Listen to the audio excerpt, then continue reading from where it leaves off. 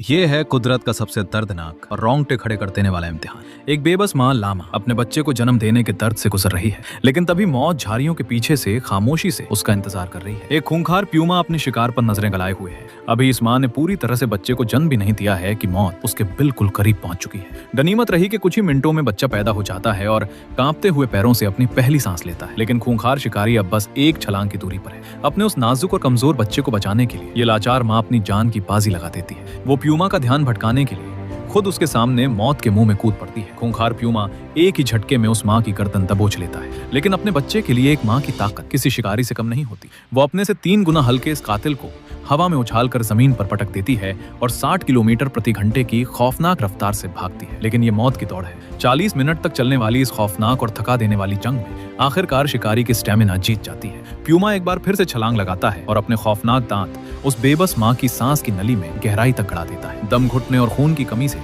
अपने बच्चे को बचाने की वो तड़प और दर्दनाक जद्दोजहद आखिरकार हमेशा के लिए खामोश हो जाती है। लेकिन इस खौफनाक कहानी का सबसे बड़ा राज तो अब सामने आता है। जब वो खूंखार शिकारी उस लाश को घसीटकर अपनी अंधेरी गुफा में ले जाता है तो वहां से कुछ भूखे और मासूम बच्चे दौड़कर बाहर आते हैं। वो खूंखार कातिल भी असल में एक माँ थी जो अपने बच्चों को भूख से मरने से बचाने के लिए किसी और माँ को मौत के घाट उतारने पर मजबूर थी। यही इस बेरहम जंगल का सबसे रुला देने वाला और खौफनाक सच है, जहाँ हर सांस की कीमत किसी की मौत से चुकानी पड़ती है। कुदरत के ऐसे ही खौफनाक और अनजान राज जानने के लिए अनजान राज को अभी सब्सक्राइब करें।